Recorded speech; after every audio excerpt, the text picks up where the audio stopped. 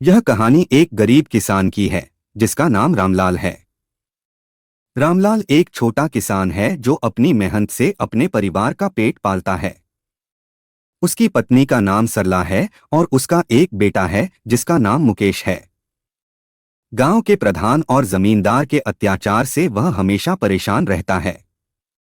आइए इस कहानी में उसके संघर्ष को जानते हैं। खेत में रामलाल और सरला। सुबह का समय रामलाल और उसकी पत्नी सरला खेत में काम कर रहे हैं। धूप तेज हो रही है। रामलाल थकते हुए, सरला ये धूप और तेज होती जा रही है। पानी का घड़ा तो वहीं पेड़ के पास ही रख दिया था ना?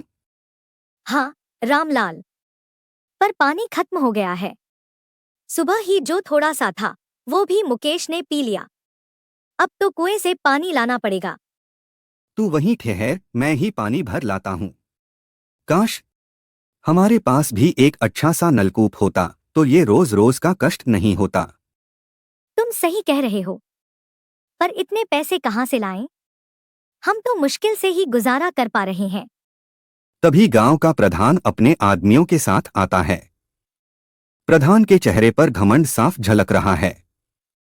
प्रधान रामलाल को घूरते हुए, क्यों रे रामलाल, खेत में काम हो रहा है कि ऐसे ही बैठे हो?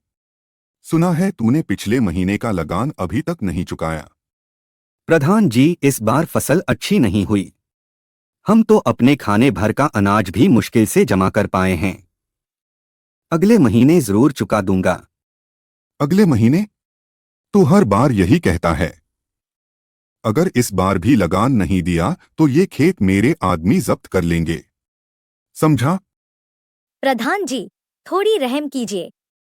हम वाकई बहुत कठिनाई में हैं। रहम?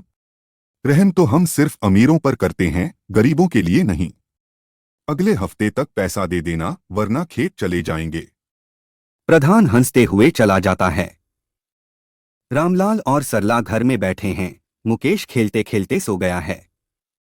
रामलाल सोचते हुए, क्या करेंगे सरला? प्रधान से लगान कैसे भरेंगे? अगर खेत चले गए तो हम कहीं के नहीं रहेंगे। मैंने सुना है गांव में एक नई सरकार योजना आई है। शायद वो हमें कुछ मदद कर सकें। कल पंचायत में जाकर प्रधान से बात करके देखते हैं। सच कह रही हो। अगर वो योजना हमारे लिए है तो शायद हम बच जाएं। भगवान से यही प्रार्थना है कि कल कुछ अच्छा हो। अगले दिन रामलाल पंचायत में प्रधान के पास अपनी समस्या लेकर जाता है। वहां सरकारी अधिकारी भी मौजूद हैं। रामलाल, प्रधान जी, मेरी आपसे विनती है कि हमारी समस्या को समझिए। हम गरीब किसान हैं। अगर लगान नहीं भर पाएंगे तो हमारा सब कुछ खत्म हो जाएगा। क्यों अब सरकार की योजना के भरोसे बैठे हो? देखो, सरकार से किसी गरीब को कभी कुछ नहीं मिलता। सब सिर्फ बड़े लोगों के लिए है। सरकारी अधिकारी जो पास खड़ा है बातचीत सुन रहा है। अधिकारी गंभीर स्वर में, प्रधान जी, आप गलत बोल रहे हैं। सरकार की योजना सभी गरीब किसानों के लिए है। रामलाल को इसका पूरा हक है।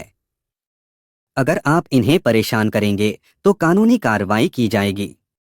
अरे ऐसा कुछ नहीं है, मैं तो बस समझा रहा था। रामलाल खुशी से, धन्यवाद साहब, आपने हमारी जिंदगी बचा ली। कुछ समय बाद रामलाल और उसका परिवार योजना के तहत सहायता प्राप्त कर लेते हैं।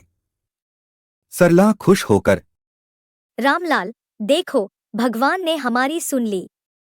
अब हमें न तो प्रधान से डरने की जरूरत है और न ही हमारी मेहनत बेकार जाएगी। हाँ सरला, मेहनत का फल जरूर मिलता है, भले ही देर से सही। सीख है। इस कहानी से यह सीखने को मिलता है कि चाहे कितनी भी कठिनाई क्यों न हो, हिम्मत नहीं हारनी चाहिए। संघर्ष के बाद सफलता अवश्य मिलती है। सरकारी योजनाएं यदि सही से लागू हों तो गरीब किसानों की सहायता की जा सकती है।